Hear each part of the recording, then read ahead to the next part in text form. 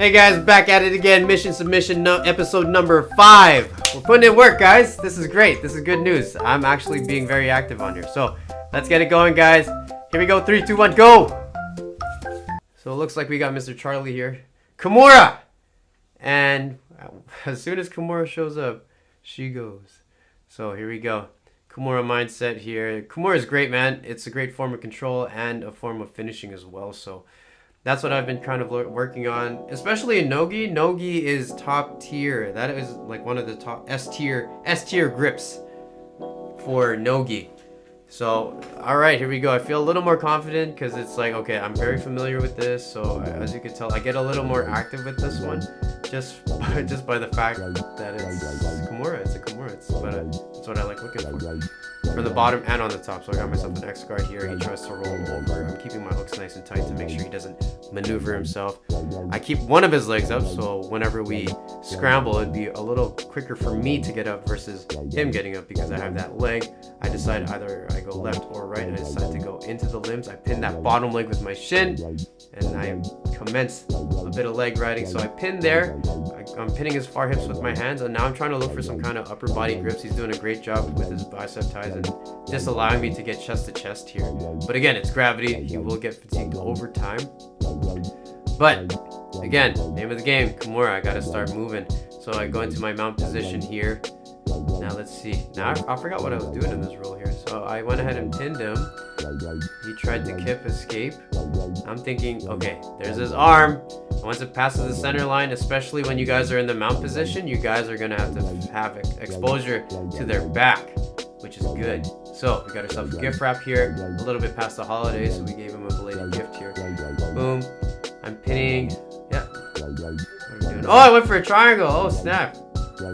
That's cool. Alright, so we go for a triangle. Oh, this is the Kimura. Oh, it's a triangle variation Kimura for mount. So hand-on-hand slot machine. Slot machine? Do we want to call it a slot machine? I learned that out in Mountain BJJ out in Whistler. Either slot machine or whatever motion that is. What else would we refer that to? Flushing the toilet? No, I've never flushed the toilet like that. Anyways, 2-on-1 grip for Charlie. Oh, we got 2-on-2. Now I got the 2-on-1. I'm looking for leg entanglement state again. Once I'm in supine, he's doing a great job gripping onto my leg here, but legs tend to be stronger than their arms, so it's always a good thing to pre-pummel. He gets his hand inside, so I'm like, uh-oh, this is not good. So I really emphasize on getting that shield inside. As you can tell, I find myself in half guard shield quite a bit on the bottom. I try to focus on being in butterfly more because I do like the elevation aspect of it.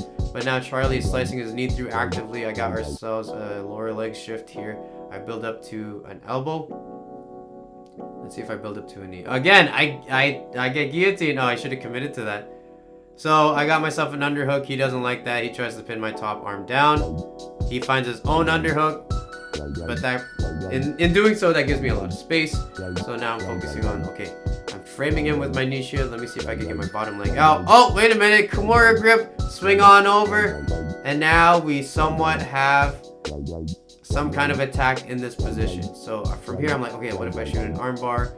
I did not have much control over here. So I had to shoot for the other arm here. Now he's got a passing position here. It's good stuff here. Bang, I bring my legs back in front of him. Now I'm controlling his arms yet again. Always some kind of grips. I try to go for a head and arm from the bottom. See if I could get some kind of arm lock opportunity. I swing my legs up. He sees the triangle coming. And now my legs are back inside into close guard. I don't necessarily play a lot of close guard, as you can tell by my legs opening up consistently. So he wants to step over. I monitor. I got an overhook. Watch me go for an overhead butterfly here. So I pin the head here. Off he goes. And now I'm in top position here. He could potentially take my back here. He has the inside knee position in between my legs as well as his head. He's getting iron. He's giving Iron Man an oil check here. And I had Kimura. Oh shit, I did not realize that. Yeah, I had a Kimura. I rolled on over. There's your finish. Cool. So there's that. And here we go again. Back to hand fighting. It always goes back to hand fighting, getting the inside position with your leg. Steps on over, steps back. I sit back just to see what he does, and he decides to go into a knee slice variation or a forced half guard position. So he settles for the half guard. My inside knee though is, well, now it's in a position that he would like. So he goes for an over under, I believe. He attempts to go for it. I'm just relaxing, looking for that near side arm Kimura.